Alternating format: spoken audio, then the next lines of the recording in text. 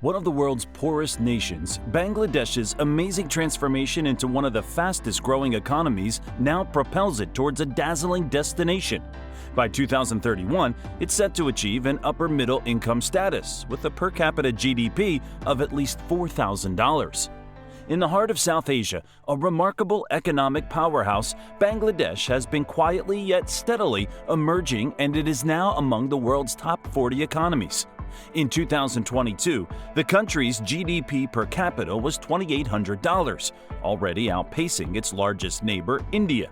According to the IMF, Bangladesh's economy is expected to grow by 5.5% in the current fiscal year and by 6.5% in the next. But how did this transformation happen? Let's find out. Bangladesh has become a surprising success story in recent years. Initially, it was one of the poorest regions of Pakistan and faced extreme poverty after gaining independence in 1971. The U.S. Secretary of State at the time, Henry Kissinger, had a pessimistic view of the country, calling it a bottomless basket case, maybe due to the U.S.'s alliance with Pakistan.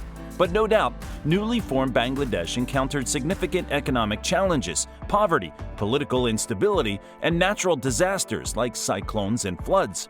However, in 2006, things began to change, and since then, Bangladesh's economy has been on a roll, with its GDP growing more than Pakistan's by about 2.5% every year. And they're not just growing, they're growing faster in terms of per capita income too, about 3.3% every year. Between 2016 and 2021, their GDP grew an average of 6.4% each year, even outpacing countries like India, Indonesia, and the Philippines. What's crazy is that they didn't even slow down during the COVID-19 pandemic, with a 3.4% GDP growth in 2020. They're one of the few Asian countries that managed that. Bangladesh now boasts over 2,500 startups, with approximately 200 new ones emerging each year. These startups cover various industries, including fintech, logistics, mobility, and e-commerce. And it's not just startups. Big companies in textiles, apparel, light manufacturing, and aquaculture have been doing their thing for over a decade. Their consumer market's booming too, contributing almost 70% to their GDP. The middle and affluent class is growing, and by 2030, they could make up about 15% of the population. It's a lot of potential customers. This growth is thanks to a mix of economic progress, changing demographics, government support, and investments, creating a super dynamic consumer landscape. So, what are the key factors behind Bangladesh's remarkable economic transformation? Let's break it down. Bangladesh's remarkable progress can be traced back to its booming garment industry. And one key secret is that the garment companies are pretty big, especially when you compare them to their Indian counterparts. You see, labor laws play a big role in this. In India, there's this 1947 Industrial Disputes Act that's like a heavy chain on companies, making it tough for them to hire and expand. But guess what? Bangladesh didn't inherit this law when it gained independence. So, it offered a sweet spot for companies to grow big, hire a ton of people, and make lots of cool stuff. In fact, Bangladesh is so awesome at this that in 2021, they exported over $1 billion worth of ready-made garments. That's more than 20% of their whole GDP and a whopping 84% of their exports. Of course, they still need some better rules to protect workers, but the absence of a law that ties their hands has been like a magical potion for job creation and manufacturing success. Now, let's talk about women's empowerment. The country recognized early that empowering women is crucial to ending poverty. Bangladesh's transformation isn't just about making clothes, it's also about giving women more say in things. Another element of this success is how the ready-made garments industry created jobs for millions of women. Thanks to some organizations like Grameen Bank and BRAC, along with government efforts, they're educating girls and boosting women's voices in homes and the wider world. This has led to healthier kids and smarter kids too. You know what that means? Their average life expectancy is now 72 years, beating out their Indian and Pakistani neighbors with 68 and 66 years respectively. But you know what really keeps this densely packed place humming? Hard work. Cheap labor and some smart farming, especially in poultry and fisheries, have been game changers. Let's not forget the 12 million Bangladeshi workers scattered worldwide. Last year, they sent back a cool $21.5 billion. This lifeline of cash is like a boost for Bangladesh's import-hungry economy. So yeah, remittances are also contributing to Bangladesh's success. One major game changer has been microfinance. It opened up new markets like rural farming, handicrafts, and textiles for the people who used to be left out. Now they are able to invest in these markets, create jobs, and improve their living standards. Grameen Bank, led by Dr. Mohammed Yunus, is the real superstar here. They provide credit to the poorest of the poor in rural Bangladesh without any collateral. How cool is that? But that's not all. The digital economy in Bangladesh is expanding fast, fueling the gains in consumer spending. Mobile subscriptions shot up to over 180 million, making it the 9th largest mobile market globally. Internet coverage now reaches about 90% of the population.